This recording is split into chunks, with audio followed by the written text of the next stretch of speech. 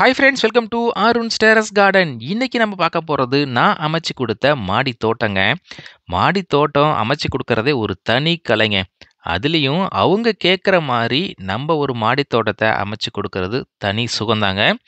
அதுலேயும் அதை அவங்க பார்த்துட்டு நல்லா இருக்குன்னு ஒரு வார்த்தை சொல்லுவாங்கல்ல, அதை கேட்கும்போது இன்பத்தேன் வந்து பாயுது காதினிலேங்கிற மாதிரி அப்படி ஒரு ஆனந்தங்க. அப்படியாப்பட்ட ஒரு மாடி தோட்டத்தை தான் இன்னைக்கு நம்ம பார்க்க போகிறோம்.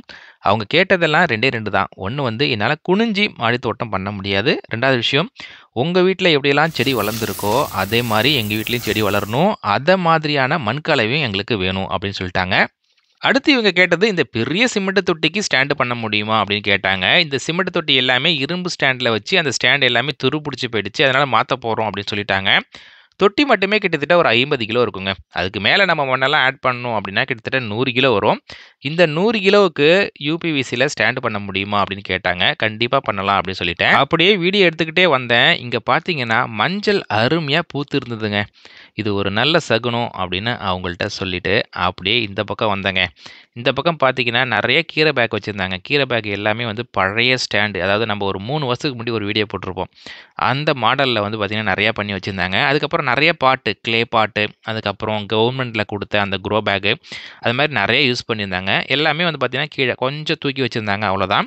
இந்த பக்கம் வந்து பார்த்தீங்கன்னா நிறையாவே இரும்பு ஸ்டாண்டு வச்சுருந்தாங்க. இது எல்லாமே கொஞ்சம் துரு பிடிச்சி போயிடுச்சுங்க. இப்போ இது எல்லாத்தையும் நம்ம மாற்ற போகிறோம். அதுக்கான ஸ்டாண்டு எல்லாத்தையும் பண்ணி, அதுக்கப்புறம் மண் கலவைக்கு தேவையான தொழு உரம், ஆட்டு எரு, கோகோ பிட்டு, மண்புழு உரம் அப்படின்னு எல்லாத்தையும் ஏற்றியாச்சு. கூடவே நம்ம ஸ்டாண்டுக்கு தேவையான ட்ரைன் செல்லையும் ஏற்றிட்டு வண்டி கிளம்பிடுச்சிங்க. ஒரு வழியாக அடையா ரீச் பண்ணிட்டோம். நம்மளுடைய கார்டன் மாஸ்டரு அழகாக முண்டாஸ் கட்டிட்டு மூட்டையெல்லாம் இறக்க ஆரம்பிச்சிட்டாரு. எல்லா உரங்களையும் இறக்கி வச்சாச்சுங்க. கார்டன் ஸ்டாண்டை எப்படி மேலே எடுத்துகிட்டு போகிறதுன்னு யோசித்தோம். அப்படியே ஒரு கயிறை கீழே தொங்க விட்டு நம்ம ஸ்டாண்டை அழகாக கட்டி மேலே அப்படியே தூக்கியாச்சுங்க.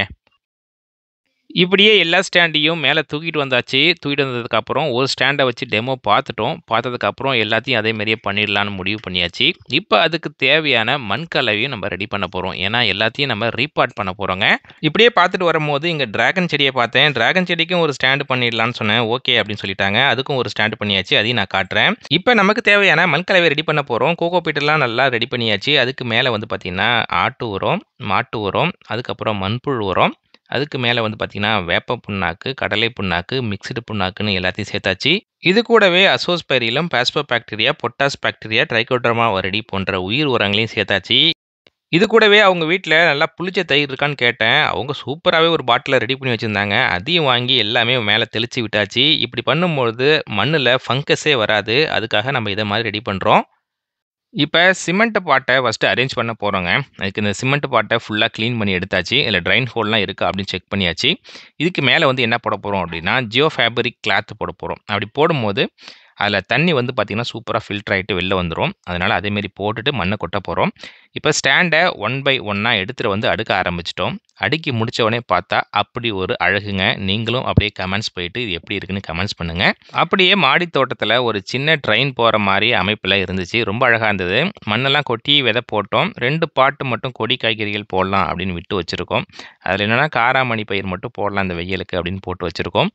இதுக்கப்புறம் பார்த்திங்கன்னா முள்ளங்கி, கத்திரிக்காய், மிளகாய், தக்காளி அப்படின்னு நிறையா போட்டு விட்டுருக்கோம். அது எல்லாமே 1 பை 1 முளைச்சி வந்துக்கிட்டு இருக்கு. இந்த தொட்டி எல்லாமே ஒரு 10 வருடம் பழமையான தொட்டி. அதனால் இதை மாதிரி அமைக்கும் பொழுது அந்த தொட்டியும் சேஃபாக இருக்கும், பார்க்கவும் நல்லா அழகாக இருக்கணும். இதே மாதிரி பிளான் பண்ணி அமைச்சாச்சுங்க. அதுக்கு அடுத்தது வெளியில் இங்கே என்ன செடி வச்சா நல்லா இருக்கும்னு யோசிச்சுக்கிட்டு இருந்தோம். அப்போ அவங்க சொன்னாங்க போகன் வில்லாவே வச்சிடலாம் அப்படின்னு சொன்னாங்க. சரி போகன் வில்லா வச்சிடலாம் அப்படின்ட்டு 3 பாட்டையும் நல்லா க்ளீன் பண்ணிவிட்டு அதில் ஜியோ ஃபேப்ரிக் கிளாத்தை போட்டுட்டு மண் கலவையில் நிரப்பி ஆயிடுச்சு. போகன் வில்லாவை அலைஞ்சி தேடி கிட்டத்தட்ட ஒரு 3 கலர் கண்டுபிடிச்சிட்டோம். ஒன்று வந்து பார்த்திங்கன்னா எல்லோ, அதுக்கப்புறம் பிங்க்கு, அதுக்கப்புறம் ஒயிட், 3 கலர் கிடச்சிச்சு. 3 வச்சு பார்த்தோம், செம்மையாக இருந்தது. அதுக்கு அடுத்தது வெளியில் வந்து பார்த்திங்கன்னா ஒரு சிமெண்ட்டில் ஒரு பிளான்டர் பாக்ஸ் இருந்துச்சுங்க. அதில் வந்து ட்ரைன் மேட் வச்சு அதுக்கப்புறம் ஜியோ ஃபேப்ரிக் கிளாத்தை போட்டு ஃபுல்லாக வந்து நம்ம கவர் பண்ணிட்டோம். அதுக்கு மேலே மண்கலவை நிரப்பியாச்சு. இப்போ இங்கே என்ன வைக்க போகிறோம் அப்படின்னா, இருக்கிற மல்லிச்செடி எல்லாத்தையும் எடுத்துகிட்டு வந்து இங்கே தான் வைக்க போகிறோம். ஏன்னா இங்கே வெயில் அதிகமாக இருக்குது. இதை மாதிரி இடத்துக்கு ஏற்ற மாதிரி நம்ம அரேஞ்ச் பண்ணும்பொழுது அந்த செடியும் நல்லா வளரும், பார்க்கவும் நல்லா அழகாக இருக்கும். இப்போ சூப்பராக தண்ணி கொடுத்தாச்சு, அதுக்கு உயிர் கொடுத்தாச்சுங்க. அடுத்தது முன்பக்கத்துக்குள்ள மாடி தோட்டத்துக்கு வந்துட்டோங்க. இங்கே உள்ள எல்லா பாட்டையும் நம்ம ரீபாட் பண்ண போகிறோங்க. இப்போ வந்து பார்த்தீங்கன்னா அந்த மண் எல்லாமே கல் மாதிரி மாறிடுச்சு. அதுக்கப்புறம் செடியோட வளர்ச்சியும் நல்லா இல்லை. அது ரொம்ப இலையெல்லாம் வந்து பார்த்தீங்கன்னா குட்டி குட்டியாக இருந்துச்சு. அதனால் என்ன பண்ணியிருக்கோம் அப்படின்னா வேர் எல்லாமே ட்ரிம் பண்ணிட்டோம். அதாவது வேர் அதிகமாக இருந்துச்சு அப்படின்னா செடி ஒழுங்காக வளராது, குஷியாகவே இருக்காது. இப்போ வேரை நல்லா ட்ரிம் பண்ணிவிட்டு புதிய மண்கலவையில் வைக்கும்போது வேரும் அதிகமாக வரும், செடியும் குஷியாக வளரும், இலையும் நிறையா வரும், பூக்களும் அதிகமாக பூக்கும். அதுக்காக நம்ம இதை மாதிரி பண்ணுறோம்.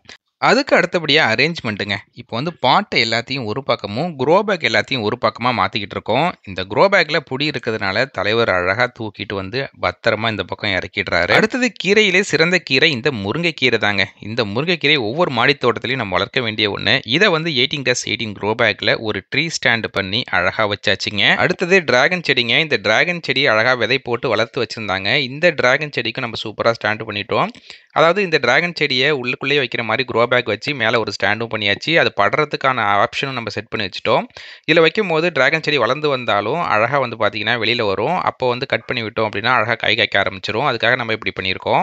ஃபைனலாக நம்ம ரீபாட் பண்ண எல்லா பார்ட்டையும் நம்மளுடைய ஸ்டாண்டில் அழகாக அரேஞ்ச் பண்ணியாச்சு. எவ்வளோ நீட்டாக இருக்குது பாருங்கள். ஸ்டாண்டு பெஞ்சு மாதிரி நம்ம பண்ணியிருக்கோம். அதனால் ஸ்ட்ராங்காகவே இருக்கும், நீட்டாக நம்ம அரேஞ்ச் பண்ண முடியும். இந்த பக்கம் க்ரோ பேக் எல்லாத்தையும் அரேஞ்ச் பண்ணியாச்சு. அதே மாதிரியே நம்மளுடைய மாதுளை செடி இருந்துச்சுல்ல, அந்த பக்கமும் க்ரோ பேக்கில் ஃபுல்லாகவே அரேஞ்ச் பண்ணிட்டோம். இந்த பக்கம் டிராகன் ஃப்ரூட் வச்சுருக்கோம். அதுக்கு பக்கத்துலேயே வந்து பார்த்திங்கன்னா ஒரு 5 க்ரோ பேக்கில் கீரை வளர்க்குறதுக்கான ஸ்டாண்டு பண்ணி அழகாக அந்த டிஷ் இருந்துச்சு. அதுக்கு அடியில் வந்து பார்த்திங்கன்னா நம்ம க்ரோ பேக்கை நீட்டாக அரேஞ்ச் பண்ணி வச்சாச்சுங்க. ஃபைனலாக தலைவர் மஞ்சளை ஹார்வெஸ்ட் பண்ணிவிட்டு அப்படி ஒரு சந்தோஷமாக நின்றுக்கிட்டு இருக்காரு. இப்படி ஒரு செட்டப்பில் நம்ம கார்டன் செட் பண்ணோம் அப்படின்னா, நீங்கள் எப்படியாப்பட்ட ஒரு ஒர்க் டென்ஷனில் இருந்தால் கூட இங்கே வந்தீங்க அப்படின்னா அப்படியே மனதை அமைதியாக மாற்றி விட்டுடுங்க.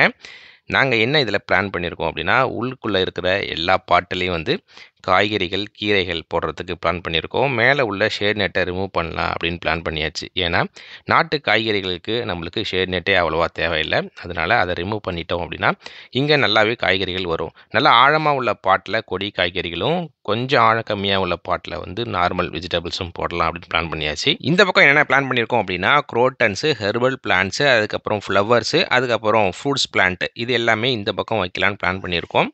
அதுக்கு ஏற்ற மாதிரி எல்லாமே நம்ம செட்டப் பண்ணிட்டோம். அதை மாதிரி முருங்கைக்கீரைக்கும் செட்டப் பண்ணிட்டோம், டிராகன் ஃப்ரூட்ஸும் செட்டப் பண்ணிட்டோம். இந்த ஸ்டாண்ட் எல்லாமே 1 இன்ச்சு யூபிவிசியில் பண்ணியிருக்கோம். ஒரு பெஞ்சு மாதிரி அமைப்பில் ரெடி பண்ணியிருக்கோம். நல்லாவே ஸ்ட்ராங்காக இருக்கும், உங்களுக்கு நல்ல லைஃப் வரும். அது மட்டும் இல்லாமல் நீங்கள் மாடியை சூப்பராக பாதுகாத்துக்கலாம். வெயில் சரி, மழை சரி, எல்லாத்துலேயும் சேர்த்து நம்ம பாதுகாத்துக்கலாம்.